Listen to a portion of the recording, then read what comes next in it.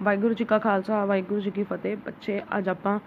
Accounting कंसैप्ट्स करने ने second chapter के कंसैप्ट्स का मतलब होंगे कि ऑथर्स ने कोई ना कोई जोड़े रूल्स बनाए ने, ठीक है। किहड़ियां चीज़ां कंसैप्ट का मतलब यह है कि जिहदे बेसिस ते अकाउंटिंग चलती है। हुण वो किहड़े कंसैप्ट्स आ जिहदे बेस ते अकाउंटिंग चलती है आपां देखते हैं। देखो इत्थे की क्या concept denotes logical consideration and a notion which is generally and widely accepted. Concept का मतलब यह है कि वो वाले रूल्स जिहड़े ऑल ओवर वर्ल्ड एक्सैप्ट किया जाता वा कि इहदा करके आपां नूं हर एक नूं जे आपां वो कंसैप्ट लाया वा तो आपां हर एक नूं कह सकते कि हाँ ये ऑथर्स ने दिता सी तां करके असीं लाया तो सानूं पता है कि साडी अकाउंटिंग की है सही है, ठीक है जी। The term is not used in the sense of set of hard and fast rules but rather of rules of general application which helps in the selection of accounting methods appropriate in particular circumstances। कहते हैं कि ਜਿਹੜੇ concepts ਆ ਇਹ ਨਹੀਂ ਕਿ ਤੁਸੀਂ ਵੀ hard and fast rules ਆ ਕਿ ਬਹੁਤ ਜ਼ਿਆਦਾ ਵੀ ਜਿਹਨੂੰ ਆਪਾਂ ਕਹਿ ਦਿੰਦੇ ਕਿ ਰੂਲਸ ਬਹੁਤ ਜ਼ਿਆਦਾ ਸਖਤ ਆ, ਇੱਦਾਂ ਨਹੀਂ ਆ। ਕਹਿੰਦੇ ਸਿਰਫ ਉਹ ਕਨਸੈਪਟਸ ਆ ਜਿਹਦੇ ਨਾਲ ਕੀ ਹੋ ਜਾਂਦਾ ਜਿਹੜੇ ਹੈਲਪ ਕਰਦੇ ਆ ਕਿ ਅਕਾਊਂਟਿੰਗ ऑल ओवर वर्ल्ड की रहे सेम रहे कि आप ये नहीं कह सकते एक ने इदा ला लिया एक ने आ रूल ला लिया एक ने आ ला लिया, इदा नहीं। ये आप सारे ने रूल इक्को लाना पऊगा तां जो अकाउंटिंग की आ सके सही आ सके। क्यों देखो बच्चे जे किसी ने होर कोई रूल ला लिया वक्-वक् रूल लाई जाएंगे तो आप की कहांगे एक नूं प्रॉफिट 1 करोड़ होया दूजे नूं 2 करोड़ होया तो आपां नूं समझ ही नहीं आनी कि उन्होंने 2 करोड़ क्यों होया जां एक नूं 1 करोड़ होया। आपां नूं आपां ये समझना कि की पता उन्हें कोई रूल होर ना ला लिया होवे। बट जो रूल्स सारे सेम लगणगे फिर सानूं पता लगूगा कि जे साडा 1 करोड़ प्रॉफिट होया तो किसी होर दा 2 करोड़ है, दैट मीनस कि साडे च कमी सी, ठीक है जी। हुण फस्ट ऑफ ऑल जो फस्ट कंसैप्ट आ बिजनस एंटिटी कंसैप्ट आ ये वेखो मैं तुहानूं पहलां भी जो आपां अकाउंटिंग शुरू की सी मैं उहदे विच तुहानूं समझाया सी कि जिहड़ा बिजनस एंटिटी कंसैप्ट आ ये हमेशा मान के चलना वा कि बिजनस ते बिजनसमैन दोवें की आ वक्-वक् चीज़ां वा, ठीक है जी। ये कंसैप्ट दिता वा कि जिहड़ा बिजनस आ ते बिजनसमैन आ वो दोवें वक्-वक् चीज़ां वा। जे बिजनसमैन ने पैसा लाया वा बिजनस दे विच ते वो की आ लाइबिलिटी आ बिजनस ने कदी ना कदी वो पैसा वापस करना वा। किनूं करना वा वापस बिजनसमैन नूं, ठीक आ। फॉर एग्जाम्पल एक ओनर आ, ठीक है, ओनर ने जो शूज़ का बिजनस ही खोलिया वा तो जो शूज़ का उन्हें शूज़ का बिजनस खोलिया उन्हें कंपनी का नाम की रखता वा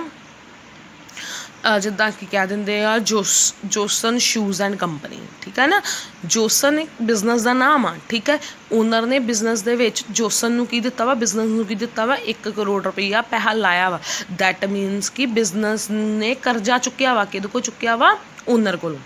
समझ आ रही है। बिजनस ने बिजनस कौन आ जोसन, ठीक है ना, जिहदा नाम लिखिया रखिया आपां जिहड़ा उत्ते आपां नाम रखिया हर एक दुकान का एक नाम हुंदा ना जो आपां दुकान ते जाने दैट मीनस वो की आ दुकान की आ बिजनस आ तो जिहड़ा ओनर आ वो की आ उहदा की आ बिजनसमैन आ। तो बिजनसमैन ने वो दुकान दे विच जो पैसा लाया वा दैट मीनस कि बिजनस ने वो पैसा की लिया वा उधार ते लिया वा। कैपिटल जिहड़ी आ बिजनसमैन ने जिहड़ा पैसा लाया वो कैपिटल आ तो बिजनसमैन ने वो कैपिटल की लई आ उधार ते लई। दैट मीनस वो बिजनस लई की आ उहदी लाइबिलिटी आ करजा वा। वो कदी ना कदी बिजनसमैन नूं पैसा वापस करना पऊगा। बिजनस ने बिजनसमैन नूं पैसा वापस करना ही करना वा, ठीक है जी, in the form of profit, ठीक है जी। कि जो प्रॉफिट होण लग पैंदा आपां की कहंदे बिजनस नूं इन्ना प्रॉफिट होण दिया। For example, according to this concept, the task of measuring income and wealth is undertaken by accounting for an indefinite unit or entity। कहता कि जो आप किसी भी इनकम लभदे आप कोई भी बिजनस का प्रॉफिट लभदा कि सानू कितना प्रॉफिट होया वो किहदे बेसिस ते लभदे हैं कोई भी एंटिटी और यूनिट का मतलब हुंदा वा कि किसी के नाम उत्ते बिजनस का नाम होना चाहिए। जिद्दां हुण जिद्दां आपां कह दईए जो आप किसी दुकान ते जाने जिद्दां कह दिंदे आ कि जोसन एंड कंपनी आ, ठीक है जी, जां वो लिख देंगे ना समरा एंड कंपनी जां कुछ भी लिखिया होंदा है ना दैट मीनस वो किसी के नाम ते बिजनस जिहड़ा, ठीक है। द यूनिट और entity is identified is treated different from justing from its owner. कहता कि जिहड़ा तुसीं बिजनस का नाम रखिया वा वो ओनर नालों डिफरेंट होना चाहिए। इसदा मतलब यह है कि ओनर ते बिजनस दोवें वक्-वक् चीज़ां, ठीक है जी। In law, the distinction between owner and the business is drawn only in case of joint stock company, but in accounting, this distinction is made in the case of sole proprietor and partnership firm as well। कहते आ कि ਜਦੋਂ ਆਪਾਂ ਕੀ ਕਰਦੇ ਆ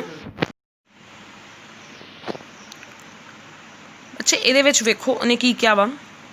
In law, the distinction between owner and the business is drawn only in case of joint stock company, but in accounting, this distinction is made in the case of sole proprietor and partnership firm as well। कहते हैं कि देखो कि law दे विच ये तुहानूं करन दी लोड़ नहीं, बस तुसीं ये देखो डिस्टिंक्शन का मतलब हुंदा डिफरेंट, ठीक है। कहते अकाउंट्स दे विच की करदे वा कि जिहड़ा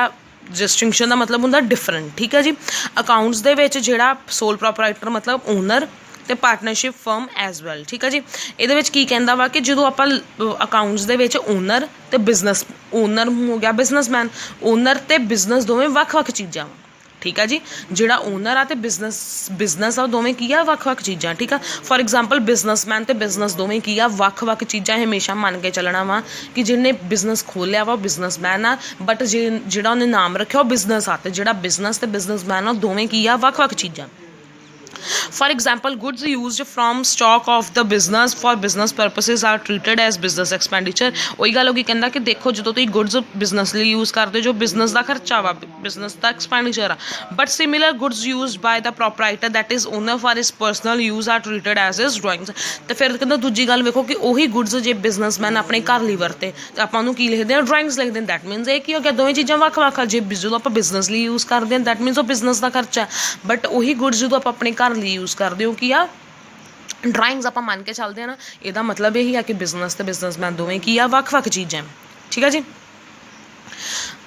ਸੱਚ ਡਿਸਟਿੰਕਸ਼ਨ ਕਹਿੰਦਾ ਕਿ ਇਹੋ ਜਿਹਾ ਡਿਫਰੈਂਸ, ਜਿਹੜਾ ਡਿਸਟਿੰਕਸ਼ਨ ਦਾ ਮਤਲਬ difference between the owner and business unit has help accounting in reporting profitability more objectively and fairly. ਕਹਿੰਦਾ ਕਿ ਜਦੋਂ ਆਪਾਂ ਬਿਜ਼ਨਸ ਤੇ ਬਿਜ਼ਨਸਮੈਨ ਨੂੰ ਦੋਵਾਂ ਨੂੰ ਵੱਖ-ਵੱਖ ਰੱਖਦੇ ਹਾਂ ਉਹਦੇ ਨਾਲ ਆਪਣੇ ਅਕਾਊਂਟਸ ਕੀ ਆਉਂਦੇ ਆ, ਸਹੀ ਆਉਂਦੇ ਆ, ਠੀਕ ਆ ਜੀ। ਐਂਡ ਹਮੇਸ਼ਾ ਇਹੀ ਚੀਜ਼ ਮੰਨ ਕੇ ਚੱਲਣੀ ਕਿ ਬਿਜ਼ਨਸ ਤੇ ਬਿਜ਼ਨਸਮੈਨ ਦੋਵੇਂ ਕੀ ਆ ਵੱਖ-ਵੱਖ ਚੀਜ਼ਾਂ। Implication of the above concept is that the owner and business are treated as two different and distinct entities. ਉਹੀ ਗੱਲ ਹੋ ਗਈ, ਕਹਿੰਦੇ ਕਿ ਇਹੀ ਗੱਲ ਆ ਕਿ ਤੁਸੀਂ ਜਦੋਂ ਮੰਨ ਕੇ ਇੰਪਲੀਕੇਸ਼ਨਸ ਦਾ ਮਤਲਬ ਹੁੰਦਾ ਇੰਪਲਾਈ ਕਿੱਦਾਂ ਕਰਨਾ ਵਾ,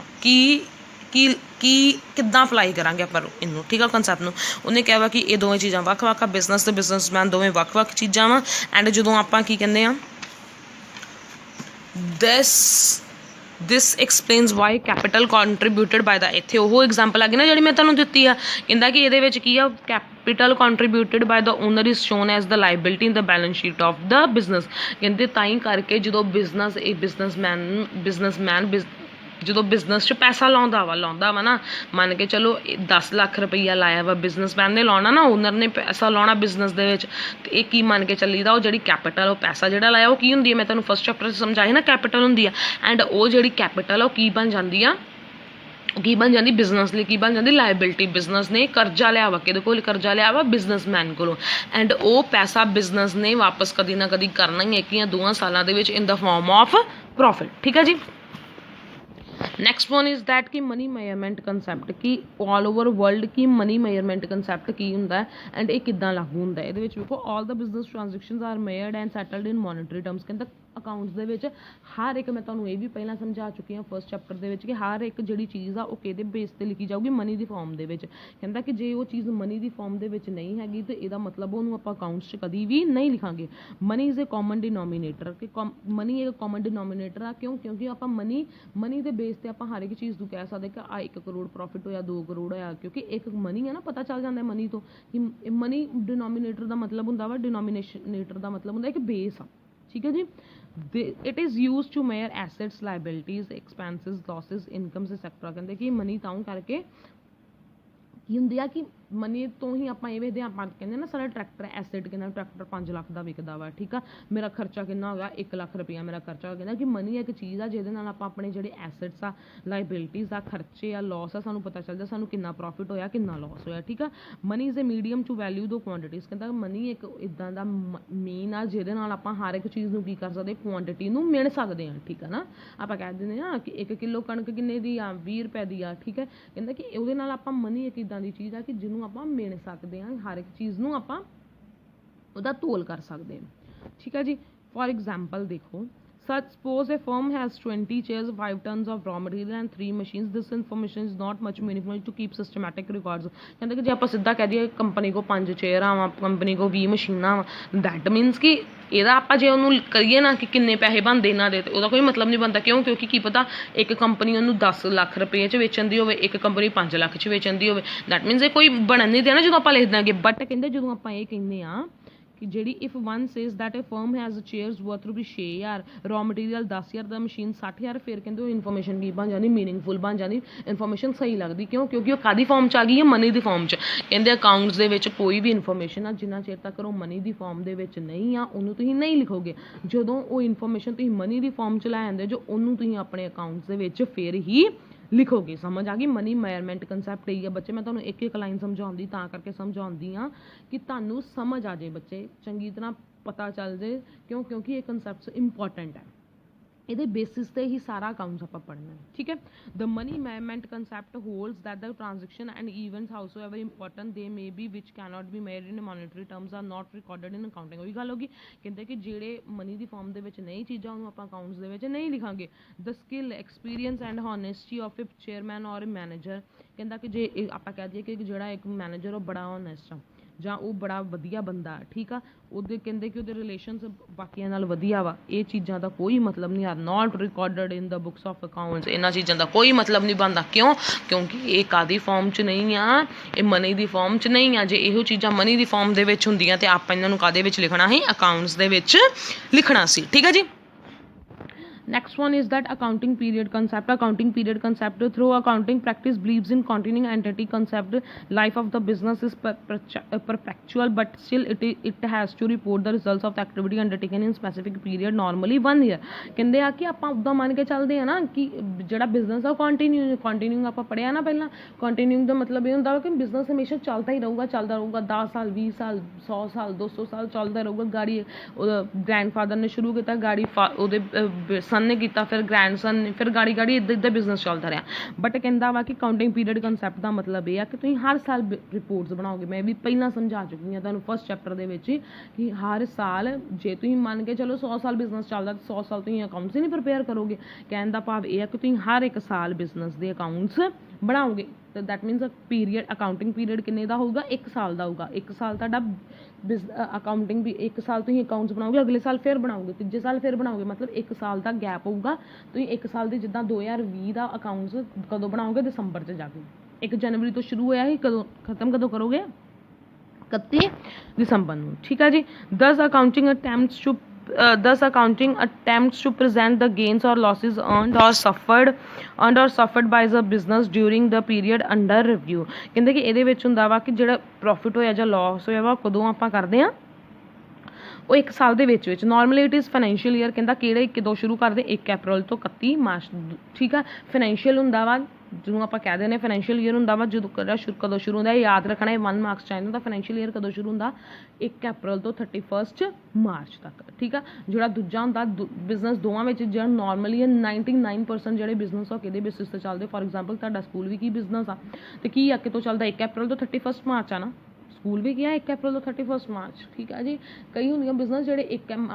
1 ਜਨਵਰੀ ਤੋਂ 31 ਦਸੰਬਰ ਤੱਕ ਵੀ ਚਲੇ ਜਾਂਦੇ ਬਟ ਜੇ ਮੈਂ ਪੁੱਛਣਾ ਫਾਈਨੈਂਸ਼ੀਅਲ ਈਅਰ ਕਦੋਂ ਸ਼ੁਰੂ ਹੁੰਦਾ ਤੁਸੀਂ ਕਹੋਗੇ 1 ਅਪ੍ਰੈਲ ਤੋਂ 31 ਮਾਰਚ ਠੀਕ ਆ 1 ਅਪ੍ਰੈਲ ਕਦੋਂ ਸ਼ੁਰੂ ਹੋਗਾ ਜਿੱਦਾਂ 2020 1 ਅਪ੍ਰੈਲ ਤੇ 31 ਮਾਰਚ ਕਦੋਂ ਖਤਮ ਹੋਊਗਾ ਜਾ ਕੇ 2021 ਦੇ ਵਿੱਚ Due to this concept, this is necessary to take into account all items of revenue and expense occurring during the accounting period. ਉਹੀ ਗੱਲ ਹੋ ਗਈ ਕਿ ਜਿਹੜਾ ਉਸੇ ਸਾਲ ਦੇ ਵਿੱਚ ਜਿਹੜੇ ਖਰਚੇ ਹੋਏ ਆ ਉਹ ਤੁਸੀਂ ਉਸੇ ਸਾਲ ਦੇ ਵਿੱਚ ਹੀ ਲੈ ਕੇ ਆਵੋਗੇ ਉਹ ਅਗਲੇ ਸਾਲ ਦੇ ਵਿੱਚ